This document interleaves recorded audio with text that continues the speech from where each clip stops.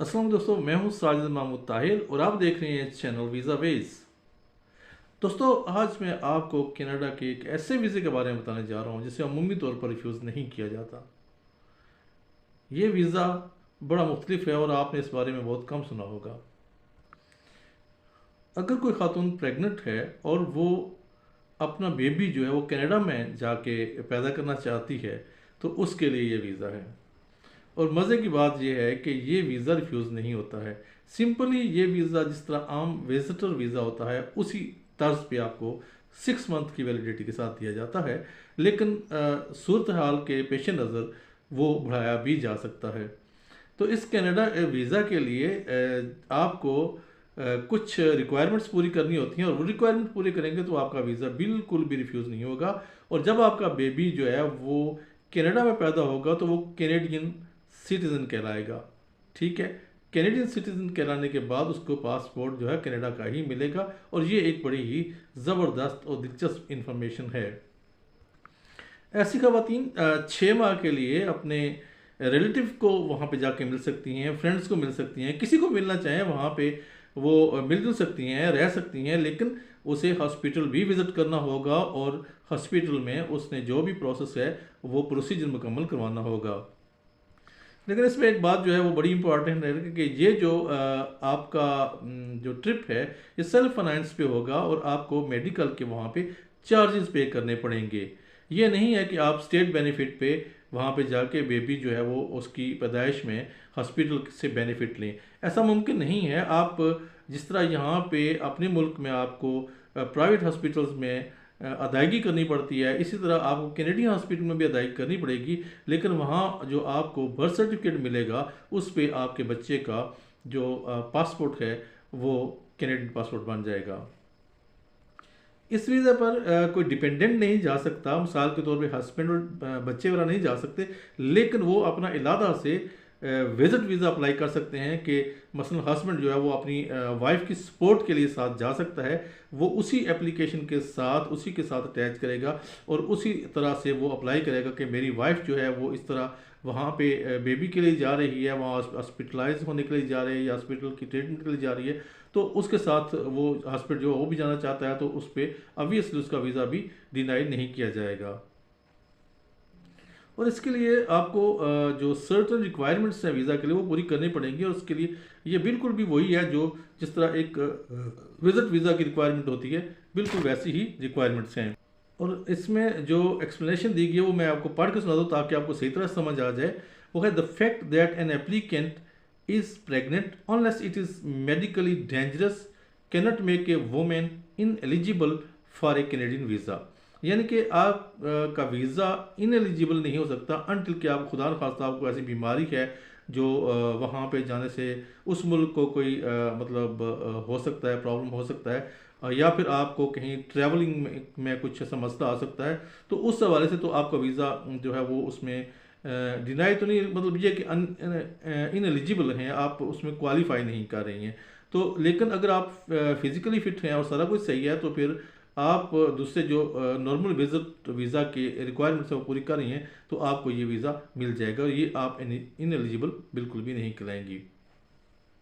और बड़ी दो ही रिक्वायरमेंट्स हैं। एक रिक्वायरमेंट तो ये है कि आपके पास सफिशेंट फंड्स हों, आपके पास इतने पैसे हों कि आप ये ट्रिप अफोर्ड कर सकते हों और हॉस्पिटल के एक्सपेंस जो हैं अखराजात वो बर्दाश्त कर सकते हों। और दूसरी बात यह है कि आप रेडी रहें कि अगर आपको एम्बेसी जो है वो बुलाती है मेडिकल चेकअप के लिए, नॉर्मली ये है नहीं है 100% नहीं बुलाया जाता, लेकिन अगर एम्बेसी समझती है कि एक स्पेसिफिक एप्लीकेंट जो है इसको यहाँ पे तिब्बी मुआयने के लिए बुलाया जाए तो आप वो बुला सकती है और वहाँ आप एम्बेसी जाने के लिए रेडी हूँ। तो इसमें आपके लिए यही दो जो हैं वो बड़ी रिक्वायरमेंट्स हैं।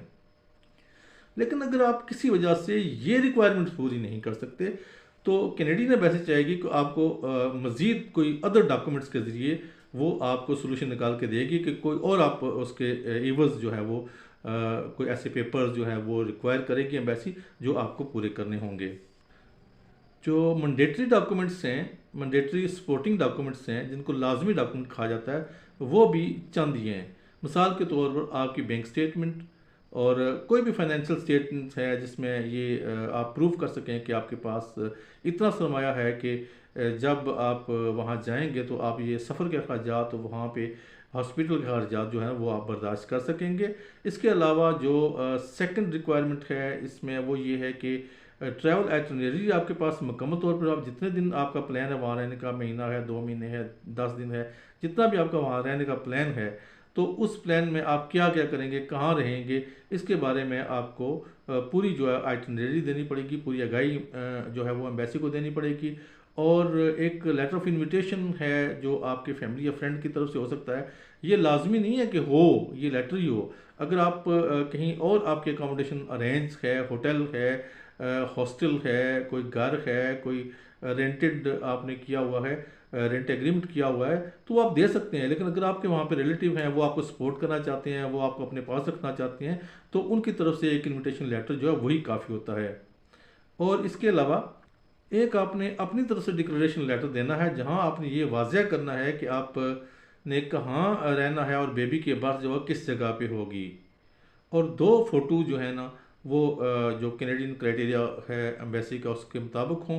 तो यही इनकी रिक्वायरमेंट है, कोई इतनी बड़ी कोई लंबी चौड़ी रिक्वायरमेंट नहीं है। तो ये एक बड़ा आसान रास्ता है आपके होने वाले बेबी को कैनेडियन नेशनैलिटी हासिल करने का।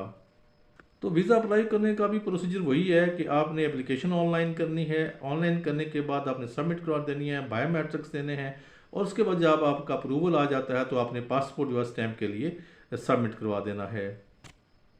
और आखिर में सबसे इम्पॉर्टेंट जो बात है लाजमी, इसी सेक्शन के अंदर मैं कह रहा हूँ कि इस सेक्शन की जो लाजमी और आखिरी बात यह है कि आपने जो वीज़ा एप्लीकेशन है उसके अंदर कहीं ना कहीं आपने ये प्रेगनेंसी का जिक्र ज़रूर करना है। अगर आप ये नहीं करेंगे, हाइड करेंगे, तो फिर वो आपको वीज़ा नहीं देंगे।